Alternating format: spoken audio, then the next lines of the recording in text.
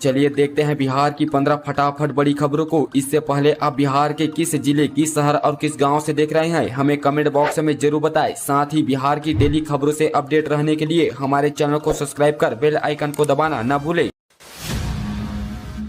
बिहार के 11 जिलों में वज्रपात का खतरा, चंपारण सहित इन इलाकों में भारी बारिश के आसार। बिहार से मानसून की विदाई होने में अभी कुछ समय शेष बचे हैं। बिहार मानसून जाते जाते मेहरबान हो रहा है। बगहा और नेपाल की तराई क्षेत्रों में लगातार हो रही वर्षा के कारण नदियों का जल स्तर भी बढ़ गया है। मौसम विज्ञानी की माने तो बिहार में अगले 3 दिनों तक वर्षा की संभावना है। साथ ही पोस्ट मानसून का असर बिहार भर में देखने को मिल रहा है। राज्य में पूर्वी और दक्षिणी पूर्वी हवा का प्रवाह बना हुआ है। मौसम विज्ञान केंद्र पटना के अनुसार राजधानी समेत प्रदेश के सभी जिलों में मेघ गर्जन के साथ हल्की वर्षा के आसार हैं, जबकि प्रदेश के 11 जिलों पूर्वी और पश्चिमी चंपारण, सिवान, सारण, गोपालगंज, बक्सर, भोजपुर, रोहतास, भभुआ, औरंगाबाद व अरवल जिले में बिजली चमकने के साथ वज्रपात का अलर्ट जारी किया गया है। चंपारण के कई गांव बाढ़ की चपेट में, गंडक का लगातार बढ़ रहा जल स्तर, प्रशासन हुआ अलर्ट।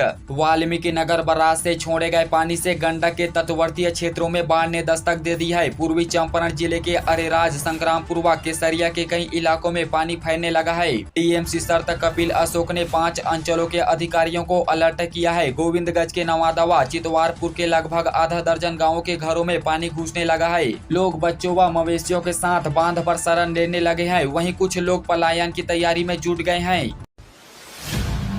नीतीश सरकार के जल जीवन हरियाली का दिखा असर, जाने बिहार में कहां और कितना ऊपर आया भूजल का स्तर। नीतीश कुमार सरकार की महत्वाकांक्षी योजना जल जीवन हरियाली का असर दिखने लगा है। बिहार में भूजल के स्तर में वृद्धि हुई है। साथ ही राज्य में 5826 में 20 फुट और 1588 पंचायतों में 30 फुट पर भूजल स्तर मिलने लगा है। इसके अलावा पीएचडी का मानना है कि आगामी गर्मी में भूजल का स्तर कहीं नहीं गिरेगा और लोगों को पानी के लिए परेशानी नहीं होगी।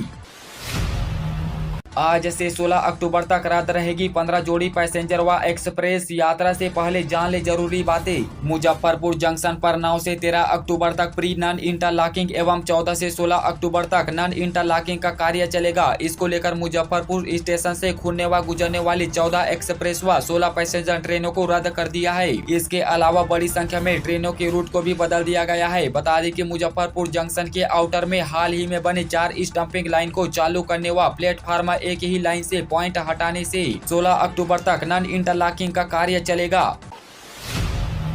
लालू यादव लगातार 12वीं आरजेडी के राष्ट्रीय अध्यक्ष बने, बैठक के बाद हुआ जमकर हो हंगामा। लालू यादव लगातार 12वीं बार निर्विरोध आरजेडी के राष्ट्रीय अध्यक्ष बने। लालू यादव के अलावे किसी और ने उसके खिलाफ नामांकन दायर नहीं किया था, जिस वजह से वे राष्ट्रीय जनता दल के निर्विरोध राष्ट्रीय अध्यक्ष बने। बता दें कि कल देश की राजधानी दिल्ली में राजद का राष्ट्रीय सम्मेलन हो रहा था। साथ ही वही आज सोमवार को तालकटोरा स्टेडियम में पार्टी का खुला अधिवेशन आयोजन किया जाएगा।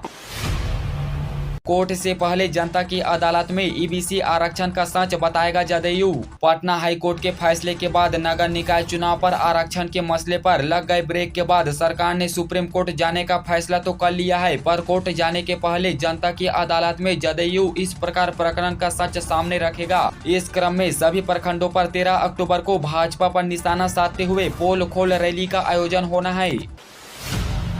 ड्रेजिंग जहाज से कटकर 45 भैंसों और 2 आदमी की मौत, रक्त से लाल हुई भागलपुर में गंगा की धारा। बिहार के भागलपुर के बड़ी खंजरपुर स्थित मठ घाट में रविवार को 60 मवेशियों के साथ 8 चरवाहों को ड्रेजिंग जहाज ने खींच लिया। गंगा में चल रही ड्रेजिंग मशीन में मवेशी फंस गए और इसके पंखों की चपेट में आकर कट गए। आपको बता दें कि 40-42 भैंस के कटकर मर जाने की सूचना मिली है। किसी तरह जान बचाकर 6 चरवाहे बाहर निकल गए, लेकिन 2 लोग लापता है। एसडीआरएफ की टीम दोनों लोगों को तलाश रही है। उनके जहाज से कट जाने की आशंका है।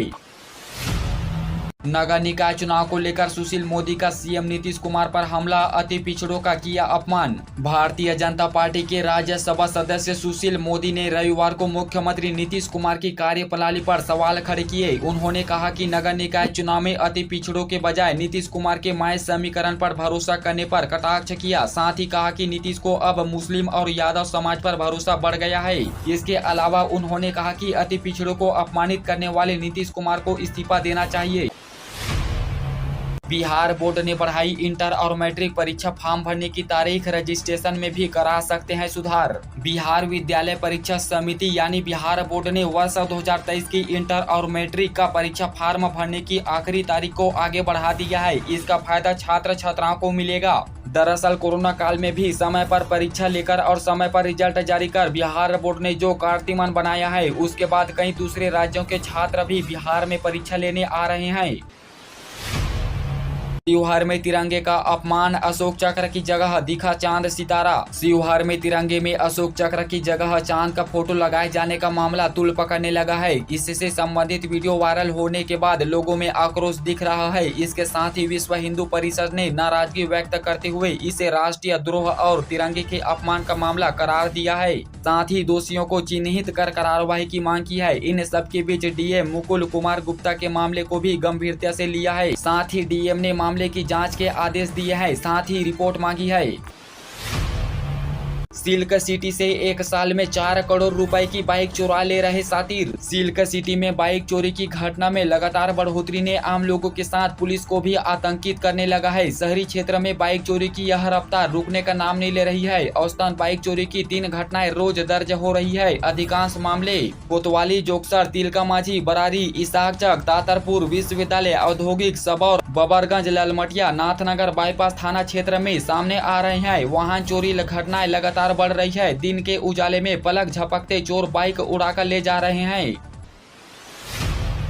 आरजेडी की राष्ट्रीय कार्यकारिणी की बैठक में हुआ बवाल, तेज प्रताप यादव ने श्याम रजक पर गाली देने का लगाया आरोप। दरअसल राजद प्रमुख लालू यादव के बड़े बेटे तेज प्रताप यादव ने पार्टी के सबसे बड़े नेता श्याम रजक पर गाली गलौज करने का आरोप लगाया है। वन एवं पर्यावरण मंत्री तेज प्रताप यादव ने कहा कि श्याम रजक ने हमें गंदी गंदी गालियां दी है। उन्होंने कहा कि उनका गुनाह केवल इतना था कि उन्होंने राष्ट्रीय कार्यकारिणी की बैठक के बारे में श्याम रजक से कुछ सवाल ही पूछा था।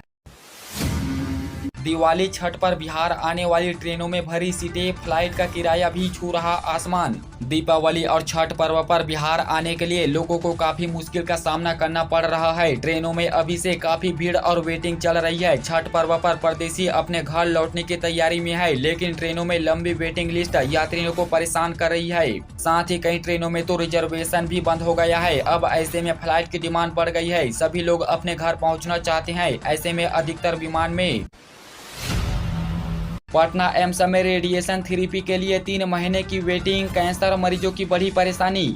रेडिएशन थेरेपी के लिए इतनी लंबी तारीख दे दी जाती है कि उनकी जिंदगी खतरे में दिखने लगती है। थेरेपी के लिए यहां 2 से 3 महीने तक मरीजों को इंतजार करना पड़ रहा है। यहां के कैंसर रोग विभाग में इलाज कराने आ रहे मरीजों को रेडिएशन थेरेपी के लिए इतनी लंबी तारीख दे दी जाती है कि उनकी जिंदगी खतरे में दिखने लगती है। थेरेपी के लिए यहाँ 2 से 3 महीने तक मरीजों को इंतजार करना पड़ रहा है। यहाँ के कैंसर रोग विभाग में इलाज कराने आ रहे मरीजों को दी जाने वाली तारीख की रिपोर्ट के बाद इस मामले का खुलासा हुआ है।